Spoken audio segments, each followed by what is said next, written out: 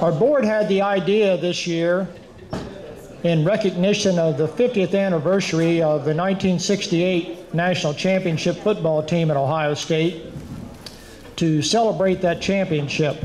The group that was the core of that team was the Super Sophomores. And they were an incredible bunch of football players that came to Ohio State with Woody Hayes as their coach. The catalyst of the team, the quarterback, and he also hails from this part of Ohio. You may know that Rex Kern, our special guest tonight, grew up in Fairfield County, went to Lancaster High School, and was a phenomenal athlete at Lancaster, and then was phenomenal at Ohio State. So without further ado, our special guest tonight, Rex Kern.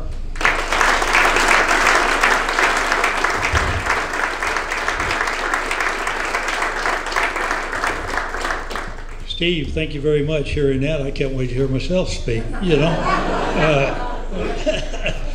It's a real privilege to be here among Buckeyes. What a tribute it is to your group and what you have done over the years, and raising money and sending kids from the local up the highway to get their degree at the Ohio State University. And it's amazing fellowship that we have with among Ohio State grads. I don't care where you go, wherever you are, you're going to find somebody that went to the Ohio State University.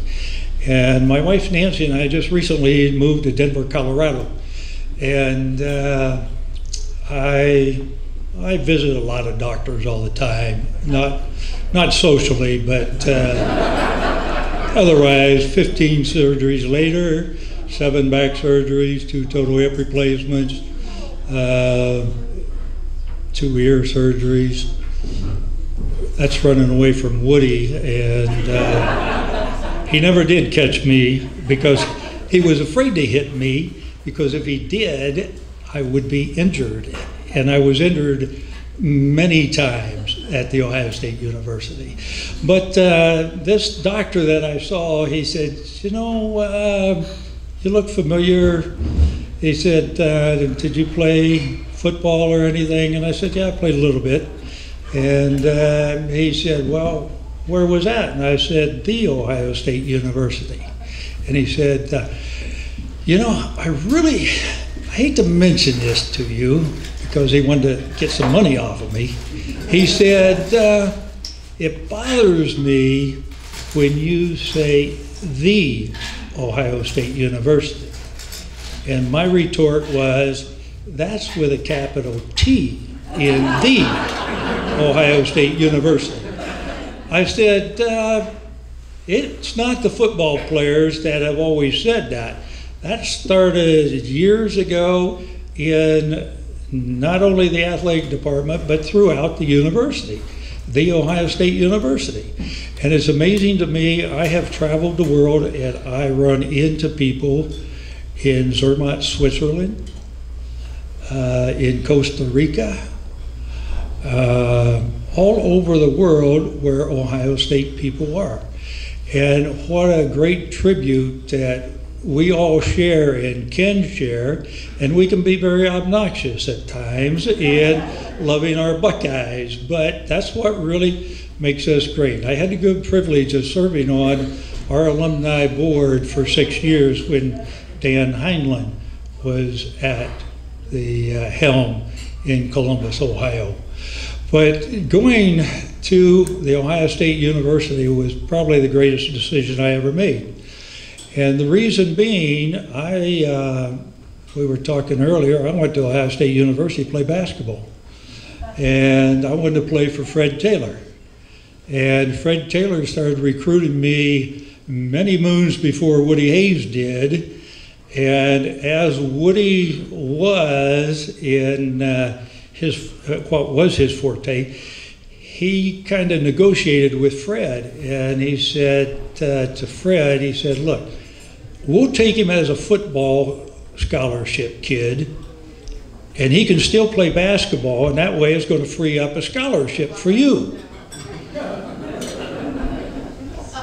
I thought, I'm in, Coach. You know, that was the thing that was holding me back at Ohio State. Well, little did Fred and I know that the old man had different thoughts, and that Fred kind of got boxed out, if you will, underneath the hoop. And the next thing I know, Woody calls me when I said I'd go to the Ohio State University to play football and basketball. He said, Rex, here's a list of guys I want you to call and start recruiting. And I was still a senior in high school. So he gives me Larry Zelina's name, John Brockington's name, Jack Tatum's name, you know, right down the list, Bruce Jankowski, Timmy Anderson. And that was the first year that the Ohio State University went outside of the state of Ohio to recruit guys.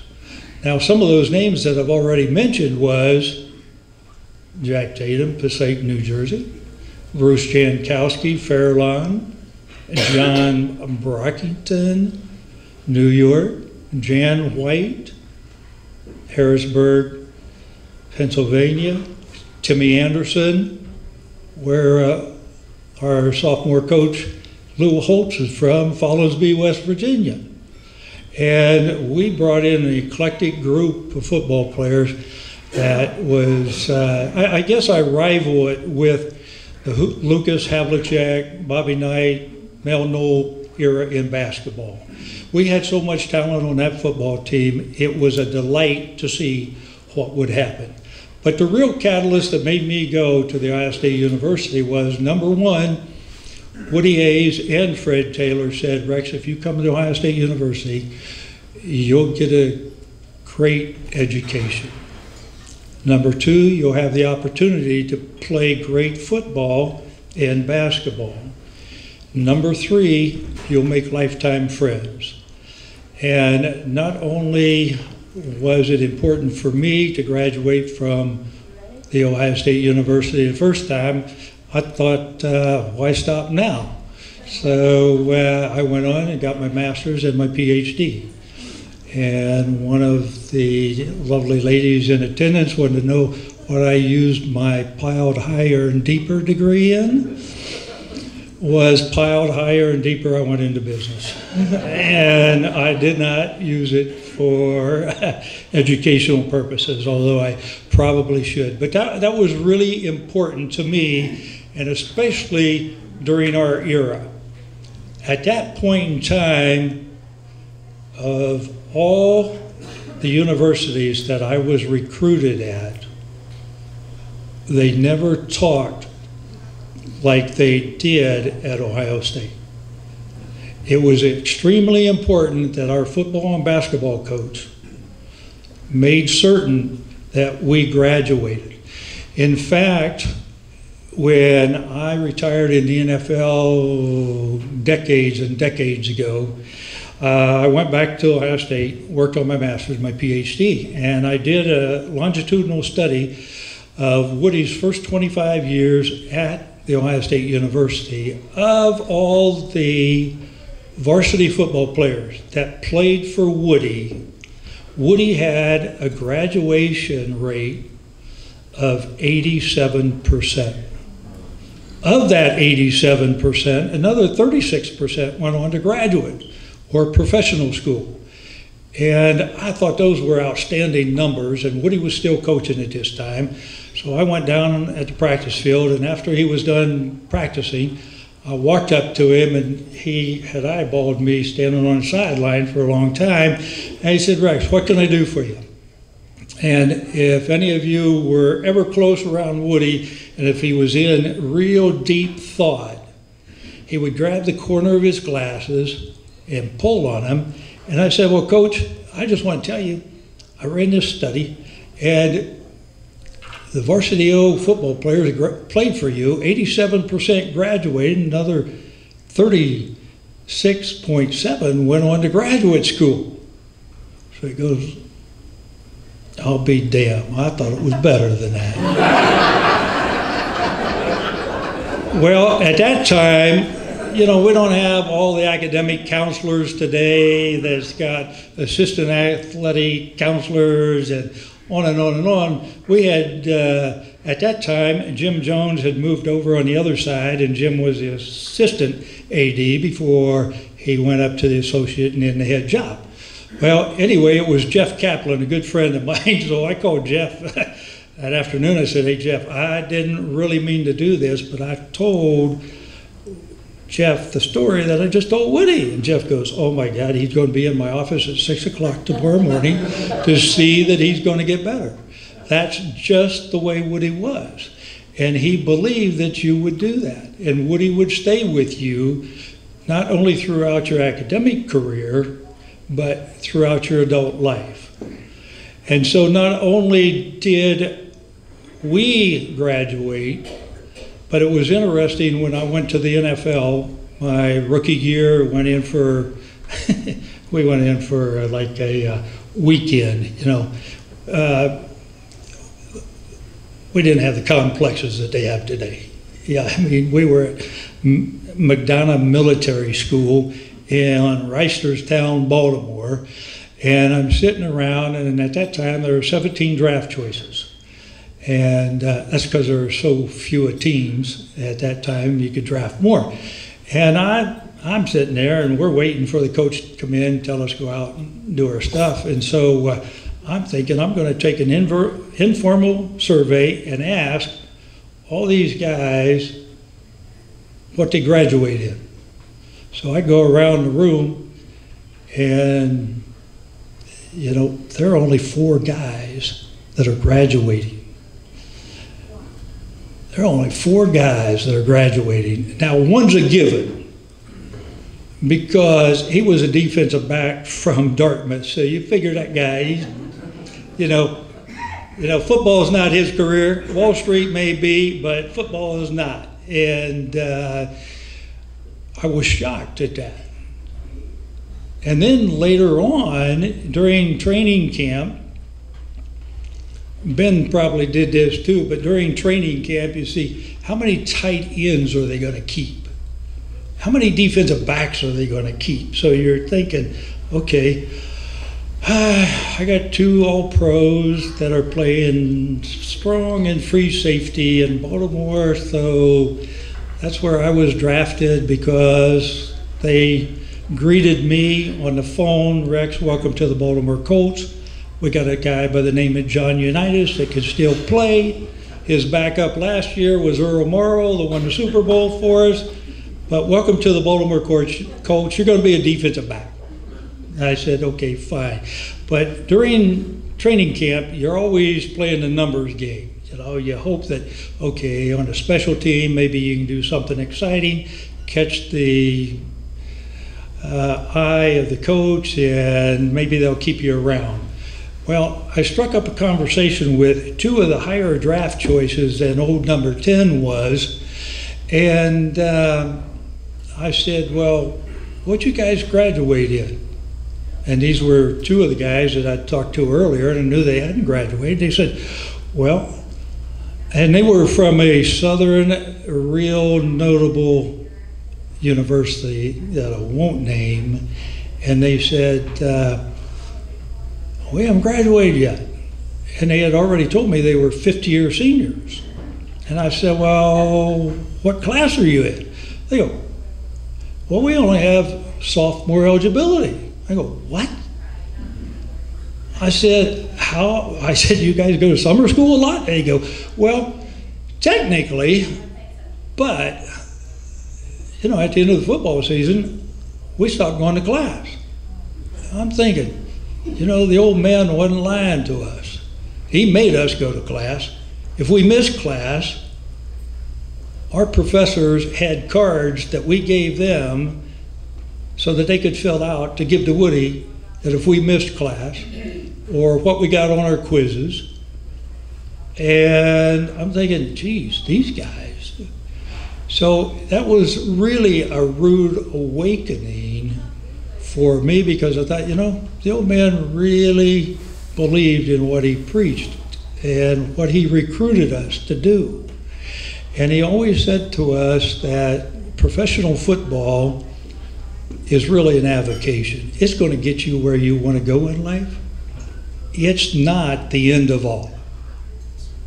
And it's not. My lifespan in the NFL was 4.7 years.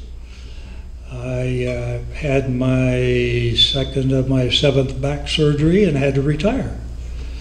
I went back to the Ohio State University and worked on my master's and then the PhD. And then went into private business instead of education. Nothing against education. But then Woody said, you're going to have opportunity to play great football. Well, we had 3 pretty good years back to back to back. We stubbed our toes twice, and we ended up 27-2. And we got to play some of the greatest football that you could really imagine.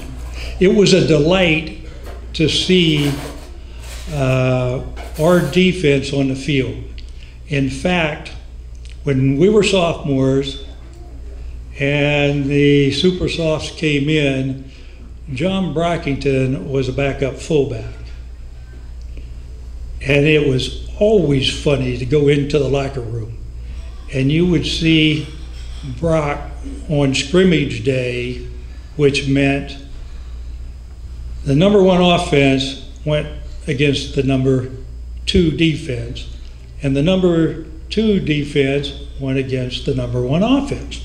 So that meant that our starting fullback, we called him the King, Jim Otis, was our starting fullback. But I'd see Brock sitting in his locker, and he's really in great contemplation. I go, Brock, what's going on? He goes, man, I got to go up against Tatum, Stillwagon, Sensenball, Doug Adams, Vic Stottlemyre. He said, this is not going to be pretty out there. And then what's really interesting, I see Jack Tatum sitting in his locker room, and of course, over a 4-year period, if Jack said 4 paragraphs in 4 years, that was a lot coming from Jack. So I go up to Jack and I said, Jack, what's going on? He goes, we called him Mumbles because he just mumbled. But his legacy was left on the field. And Tate with you. Man, we got Brock today. And so it was so much fun to be able to see that. And Steve, you mentioned maybe orchestrate it. I remember, I think it was our junior year when we were beating teams until that last fateful day up north of us.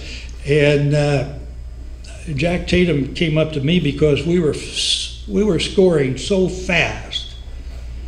And Jack came up and he goes, Rex, he goes, man, would you guys slow it down? He said, we're running out of breath. He said, you guys throw it one as a touchdown and give it to Brock and as a touchdown. He goes, we're awfully tired. He said, we need a break, so sustain a drive. But we had the opportunity to play great football. We went to 2 Rose Bowls. Our dearly beloved university, they like to promote our 1970 team as a national champion. Yes, we were, but we were not a unanimous national champion. But if you go to the stadium or if you hear them talk about it, yeah, we won the 1970 national championship because the College Football and Hall of Fame gave us the, they voted before we played the Rose Bowl that year and gave us the national championship. And then the last thing that Woody said we would have would be lifetime friends. And speaking of one of my good friends, and he's no longer with us, Jack Tatum. Nancy and I were living in California at this time, and it's probably been 10, 15 years ago. I get a telephone call from Jack, which is really unique in and of itself. But I had always gone up to Oakland area and visit with Jack. So Jack called and he goes, "Hey Rex," he said, "will you do me a favor?" I said, "Tate, anything. What do you need?" He goes, "Well," he said, "we've got a daughter that's coming down to UC Santa Barbara who's a pretty good basketball player." And he said, and this was when Jack was fighting his diabetes and had amputation on his leg. And he said, "You know, I can't get down as often as I'd like to, so would you and Nancy mind stopping and seeing Justin and checking in on her?" I go, "Tate, I'd be honored to do that." I said, "I'm privileged that you would even ask me to do something like that." And so he said, "Matter of fact, she's playing in a tournament this weekend over at Ventura College." I said, "Tate, we'll be there." So Nancy and I went over, and of course I put on all my Ohio State stuff. And I had my hat on, and you know, I had my jacket on. I called Rob O'Shea and I said, "Hey Rob, you know, I need some stuff, man." And so Rob sends me a care package, and I put all the stuff on, and I go over. And before Jack hung the phone up that day, he said, "Rex, you can't miss her. She looks just like me." And I go, "Oh."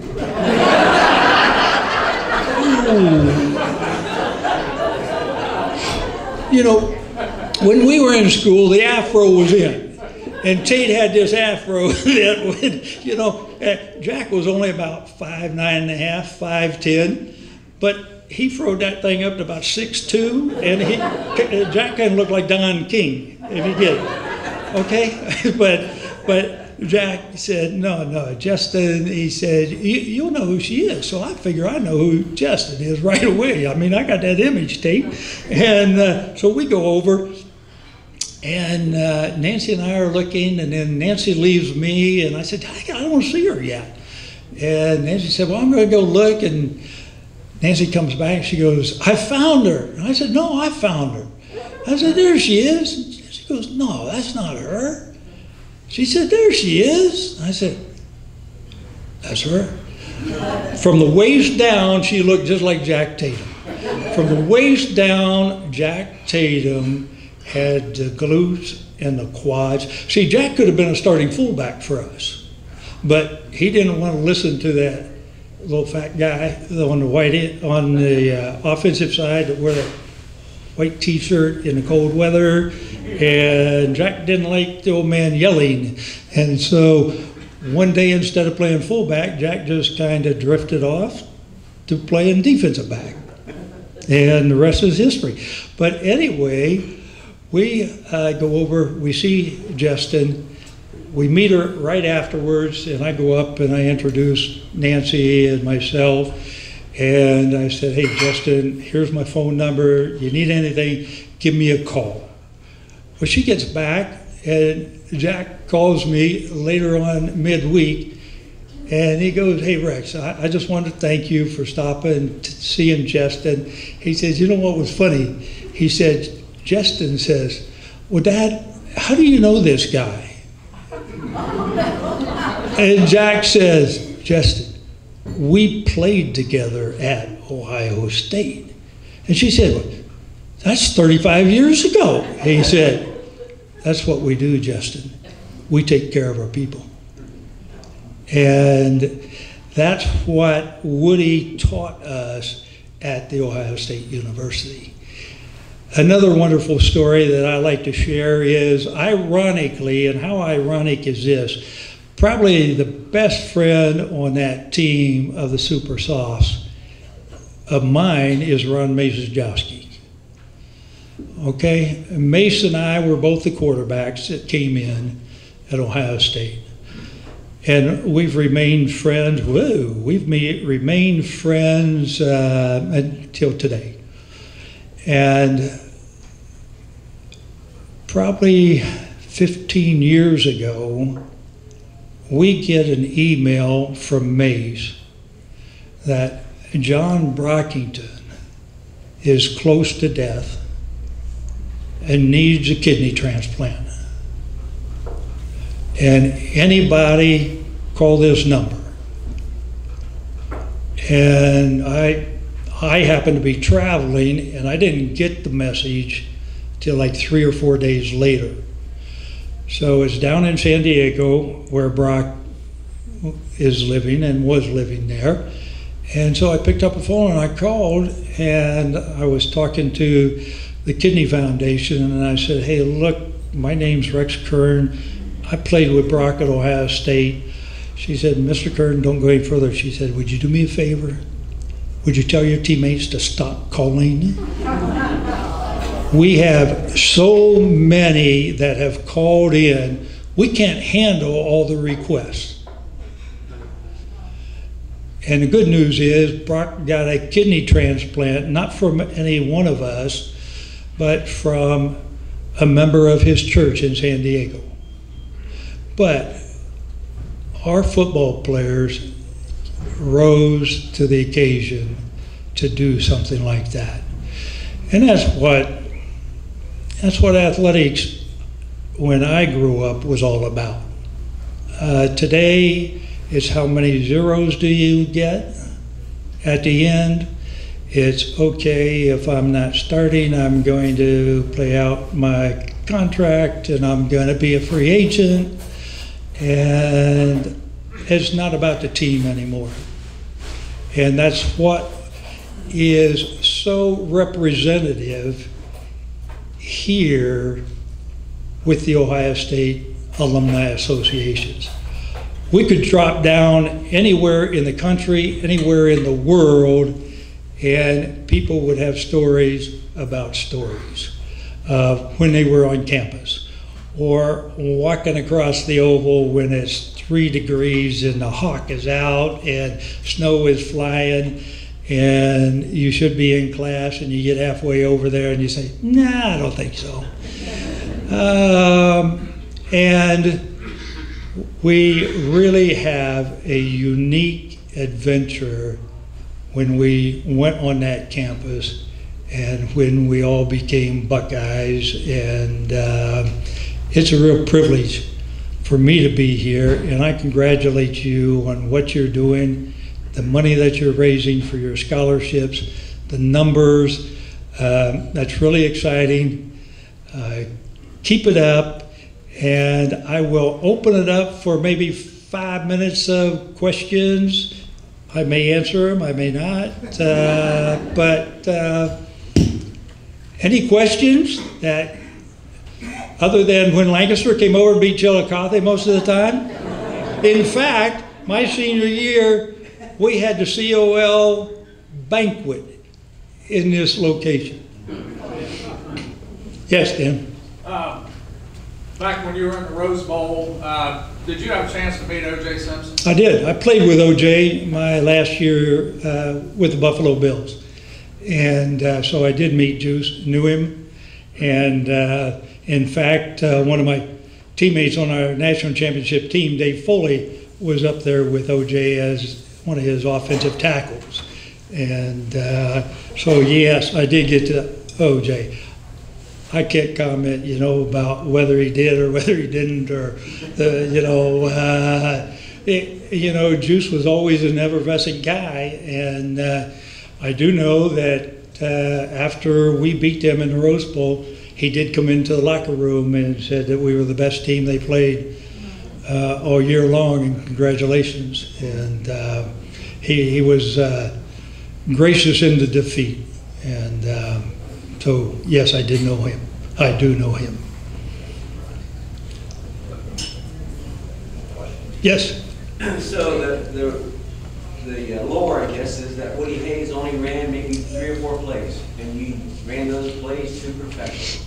No, that's until Super Sauce got there. And then we ran him so fast he couldn't send those 2 or 3 in because he would screw our momentum up. And we didn't want that to happen. But it's really interesting. I'm glad you brought that up because many of you will remember, or maybe you'll remember, the year before we became eligible, they were ready to fire Woody and they were hanging him in effigy, and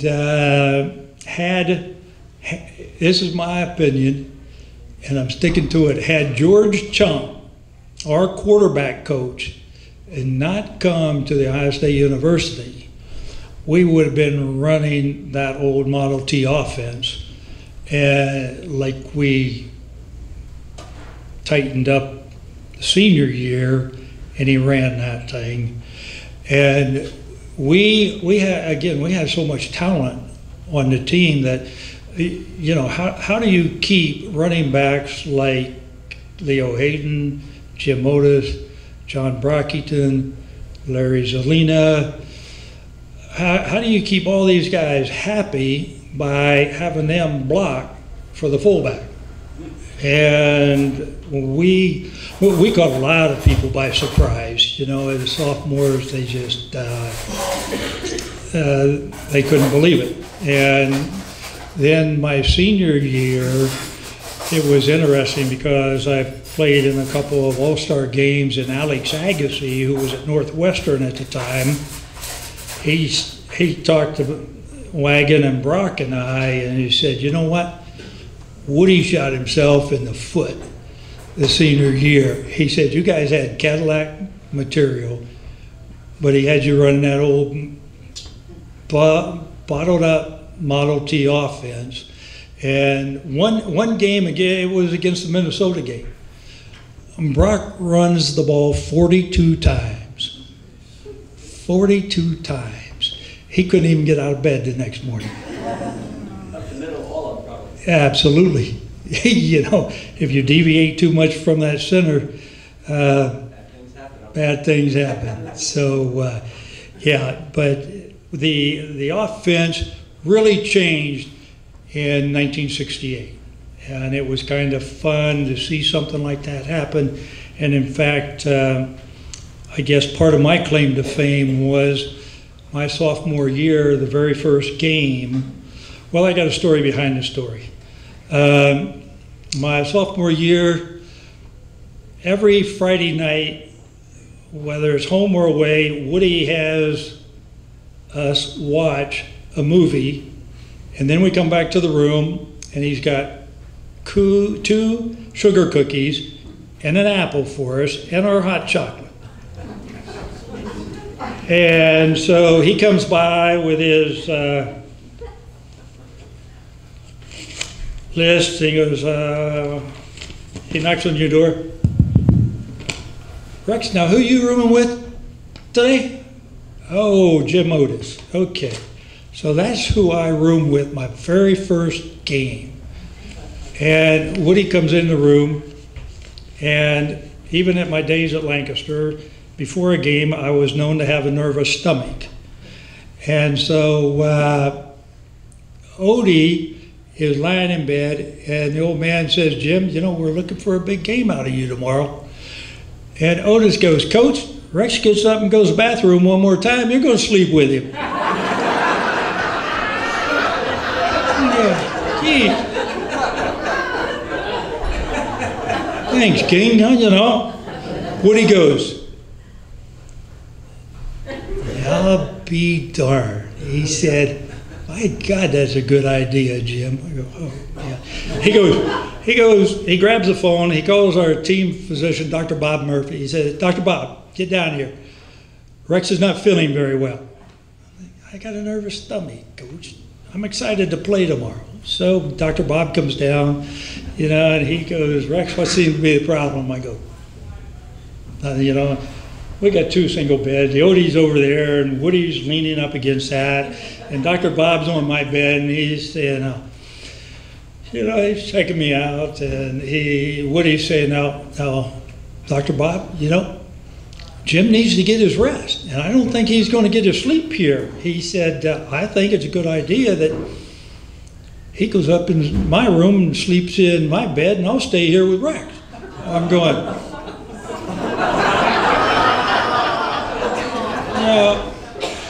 and Dr. Bob's eyes get about that big too, and he's going, Coach, I think he's going to be okay. And so they go back and forth a little bit. So So he does not sleep with me that night in his own bed. But the very next day, I reflect back my sophomore or freshman year. This is before I had my first back surgery. I had my first back surgery in June, the end of June, put the pads on. 45 days later, we practiced, and then we opened up with Southern Methodist. And Woody pulled me into the office at the end of spring practice, and he said, "Rex, you're my starting quarterback."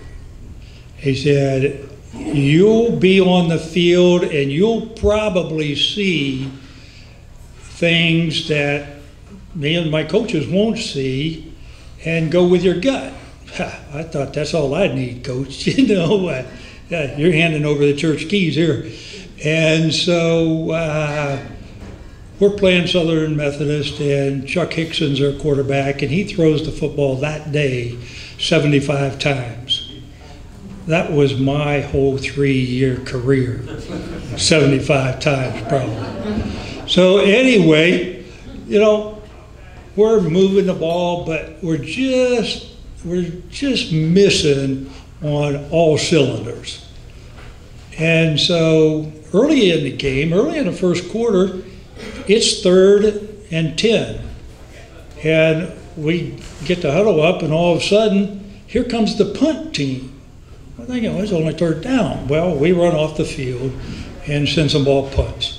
Okay, so now we've got, it's about 14-14 tie, or 14-7, and it's 4th and 10, midfield.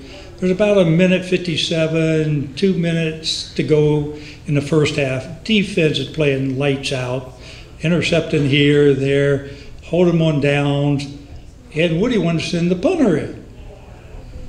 And so I look at the lineman, and this is my interpretation. They're looking back at me saying, "Rex, you're not going to let him do that, are you?" I thought, no. I said, "Let's go. Huddle this thing up." I said, "Let's go robust, fullback delay, pass over the middle to Otis." Okay, so we go up to the line of scrimmage, and I'm going through my checks, and they got a defensive halfback in a fire game. He's unblocked in this pass.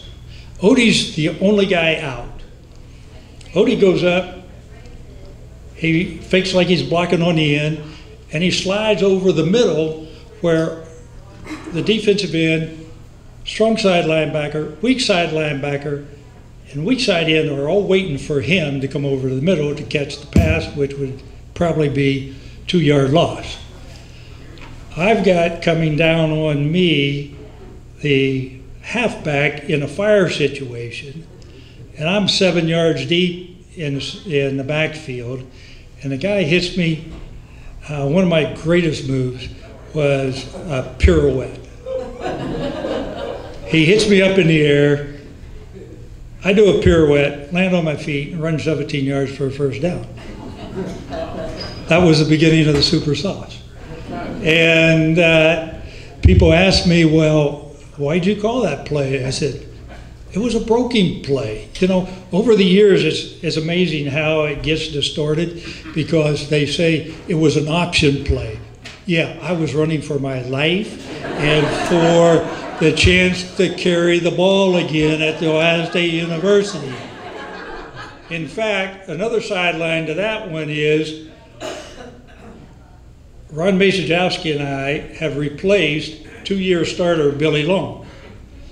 And when everybody sees me huddle the guys up, our backup center, Jim Roman, goes, "Hey, Billy, look what's going on the field." He goes, What? He goes, "They're going for it, dude.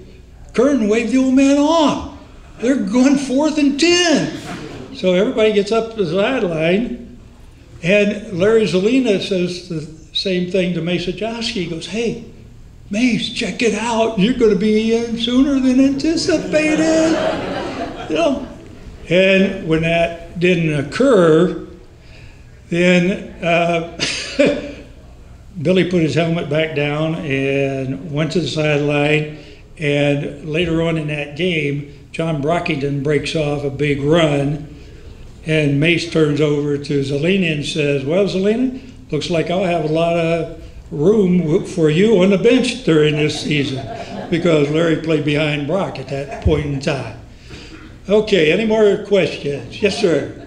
I think you were quoted in Woody's Boys as all the quarterbacks had ulcers. Can you characterize your relationship with Woody then and now and later? Yeah.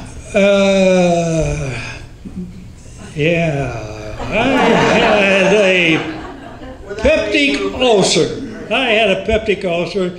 I had Maalox tattooed all over my mouth, and Tom Matty had it, and Cornelius Green. We passed that tradition down to Corny. Krenzel didn't have it because he had a guy like Tressel, so Jimmy was a little more muffled than the old man, and Woody, it's interesting. I was the only quarterback that Woody never hit. He was afraid he'd hurt me, and therefore he never did hit me. I hold that rare distinction. Unfortunately, Mace took all the beating for me. We had this thing, kind of Woody and I, that, like I said, I had my first back surgery 45 days before our first game. And anytime my back would tighten up, which meant I was overthrowing my wide receivers and they weren't catching the ball, Woody would say, Rex, is your back hurting you? Yes, sir, Coach. Mason Johnson, get in there. Mace throw one, and it might be the most perfect pass, but it might get dropped. I'll be a son of a bitch, Mace Wachowski. Pow! You know, and poor Mace would take more shots, and he's still my best friend, or I'm his best friend too. It goes both ways. But that was then, and golly, Woody was just terrific. I guess the best way to characterize it, I would always come back from on the off season from the NFL. I'd see Woody. He was still coaching at that time, and then when he was no longer coaching, I would see him and have lunch with him at the faculty club, and it was quite interesting, the relationship that he and I garnered. One time when the athletic director's job came up early in my career, he kept calling me and wanted to know if I was interested in that job, and I said at this point in time I wasn't feeling well enough to be able to do that. And he succumbed to that. And then when Woody had surgery at University Hospital, as we all know, they left the sponge in the old man, and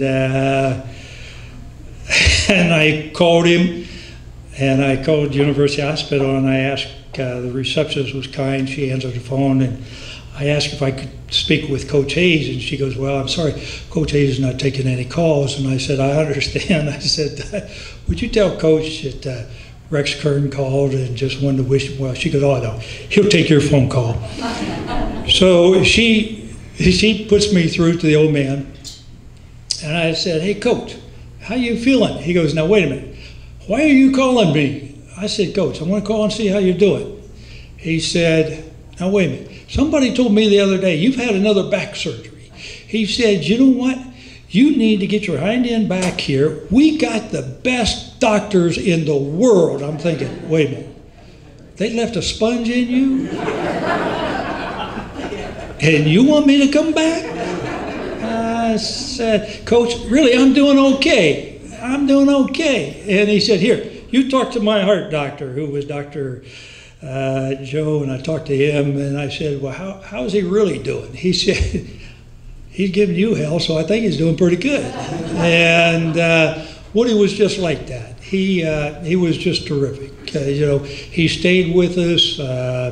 In fact, a teammate who should have been on that super soft team never played a down for us at Ohio State.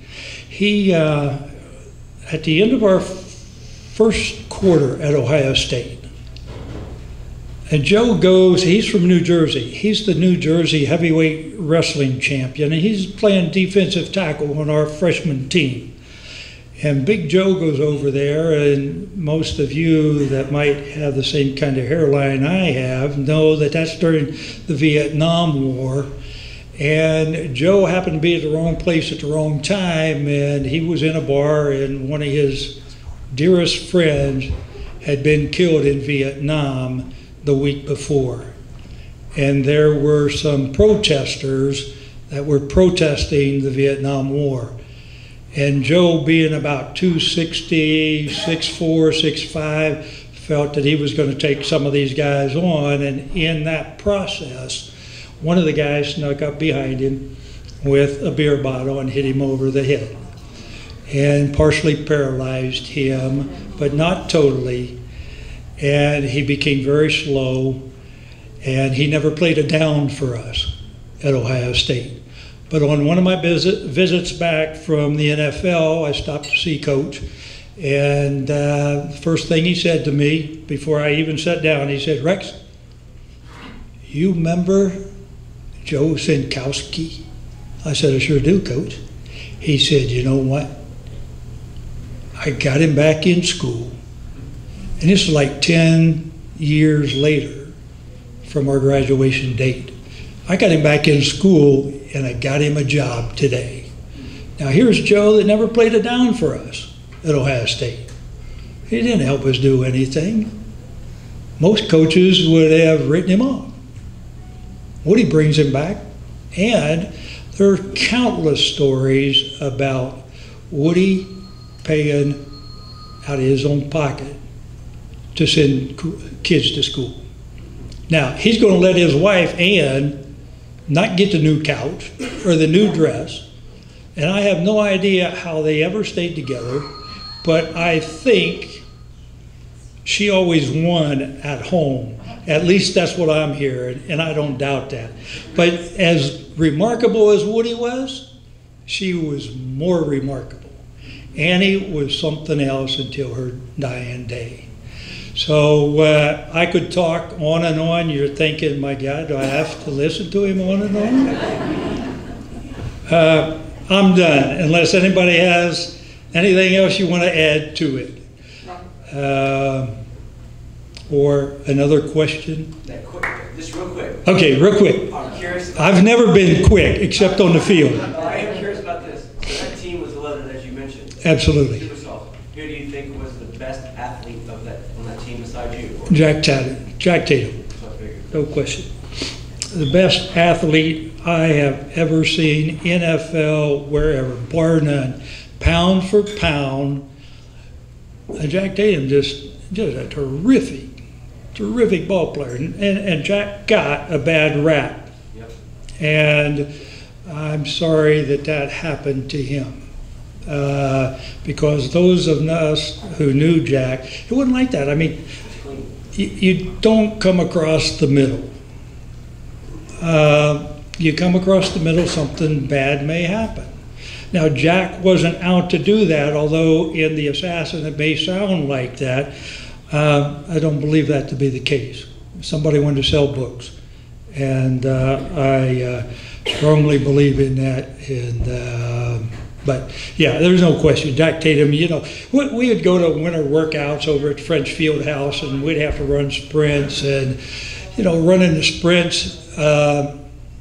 You know, Jack was only as fast as he had to be. He proved that against Ron Johnson when he broke loose our sophomore year, when we beat those guys up from up north, and when he ran OJ down. I mean, Jack was just as fast as he'd go. So when we would go over, the scuttlebutt was coming out of St. John Arena, how fast Tate run today. You know, could have been 4.2, 4.3, you know, with not good shoes on or anything like that. You couldn't knock him over. He's like one of those Dumbo, at Christmas time, as you punch in the nose and falls down but pops right up. That's the way Jack is. You know, he was perfectly built. I mean, he'd get knocked down and come right back up. But what a tremendous athlete. And so I could go on about each player, and I know you're hoping I don't, so I'm going to turn it over to Steve, and we're going to be done in a minute.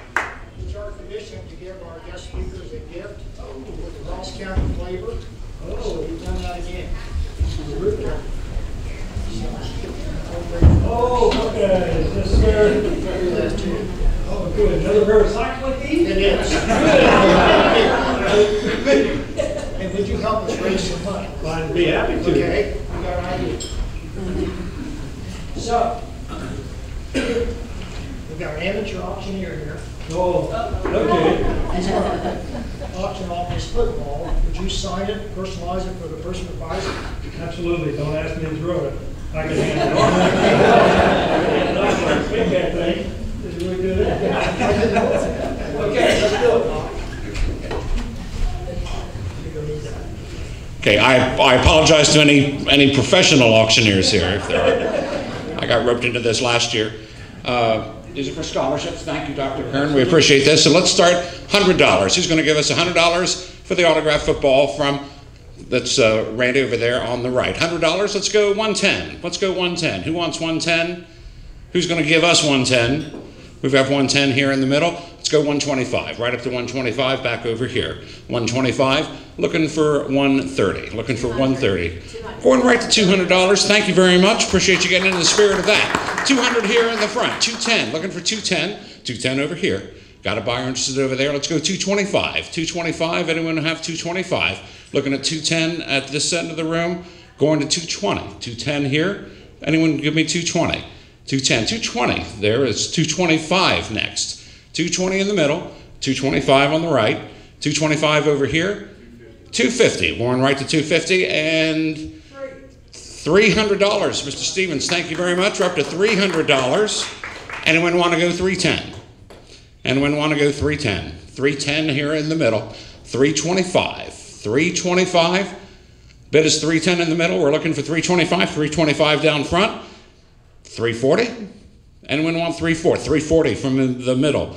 340 here. 350. Anyone want to go 350? 340. 350 here in the middle. 350. 375. 350 down here. 375. Looking for have 350. Looking for 375. Have 350. Looking for 375. 350 is our top bid. 375 in the middle. $400. Let's see if anyone wants to go $400 for the autographed football from the most valuable player. In $400. Thank you very much. 425. Anyone 425? 425 is the next bid. 400 down here in front. Looking for 425. If anyone wants to get this once in a lifetime autograph, we're at 425 over on the right. So let's see if we can get to 450. Anyone give me 450? We've got 425 over here. Let's go 430. 425 over here. 430. 425 once. 475. 475 is where we are. Let's anyone want to take it to 500. Anyone want to pay us $1,000 and go home? What was your bid? 475. 475 is the bid. Do I hear 500? 475 once. 475 twice. Sold for $475. Thank you very much. We appreciate you supporting the scholarships.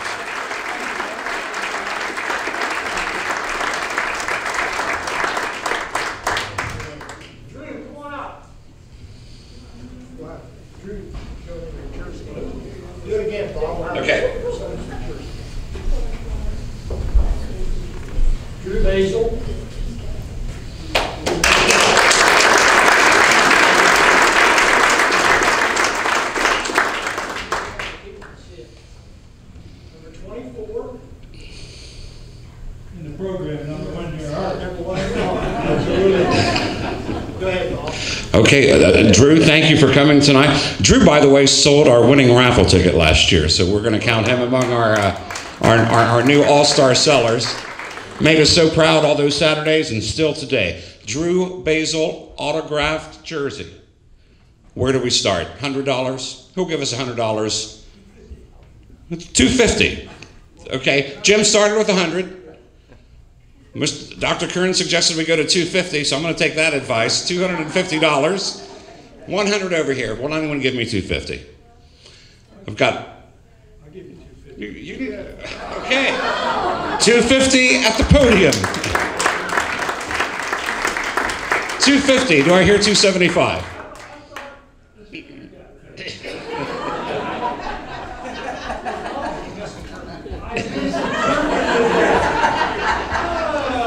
We can't let our speaker pay the freight here. $250 is his bid. Looking for $275 for our scholarship program. The group exists for scholarships, the Betty and Robert Jones Scholarship Fund and the Upperclassmen Merit Scholarship. It's all to support that. You're all here. We appreciate that. We've got a bid of $250. Looking for $275. $250. $275. Do I have a bid for $275? Got a bid for $275. Thank you, Matt. Anyone want to go $3? Anyone want to go $3? $275 once. $275 twice. $300 from Mr. Hirsch. Thank you very much. Anyone want to go $310? $300 over here. Anyone want to go $310? $300 once. No, I don't get Frank too distracted. $300 twice. Sold $300. Thank you, Frank. Appreciate that.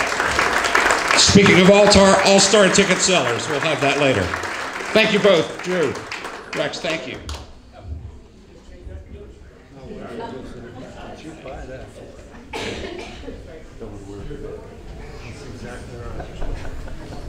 Rex, can I ask one question? Absolutely. Oh, no. Yes, hey, what did Woody think of kickers?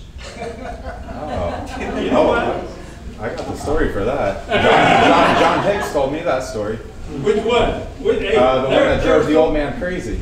What's it? Oh, no, okay. Hey, do you know how many kickers we went through our sophomore year? We couldn't kick a field goal. We couldn't kick an extra point. I mean, it was unbelievable. If somebody saw, I forget the lady who showed me, our Rose Bowl against Southern Cal. We come down, we kick a field goal to tie it 10-10. We're going in. It looked like we had won the game because we had not kicked a field goal all season long. Everybody comes off the bench at Pork Roman, and we're delighted. But the kickers used to drive Woody nuts. Tell your story. So the first time that he ever gave a scholarship to a kicker is whenever Skladany. Yeah. And that's when John Hicks said that the old man went crazy. Yeah. That's another guy. Have Skladany down here. Oh, and you wanted one last story? Okay, here we go. I'm done playing, and I go back, and Billy Hill, our former trainer, who's now passed away, Billy said, "Hey, Rex, did you ever hear the story about when we went over to play Penn State?" I said, "No, Billy." He said, listen to this. Now, see, Woody always had names for the first team. First team offense was Red One, and Bucks was the first team defense. And all the rest of them was called AYOs, all you others. Okay? And so if you would get on the bus, the Bucks and Red One are on number 1 bus. All you others, AYOs, are on the 2nd bus. Woody loved acronyms. And so he's gone over, they're playing Penn State, they're flying into State College, and there's a real bad storm, true story. Real bad storm. And Woody, being a great military guy, he's got on his plane, which is the first plane, he's got Red One and Bucks. And sitting right across from Woody is Billy Hill, the trainer. In the second plane are AYOs and some of the other coaches. So it gets real rocky, and they're getting ready to go in State College. And Woody says to Billy Hill, he said, "Billy, come over here." Billy gets up and he goes, "Yeah, Coach." He says, "Billy, I want you to go up, talk to the pilot, and tell him to slow down, because we got time to abort if they don't make it in, because we got a game tomorrow."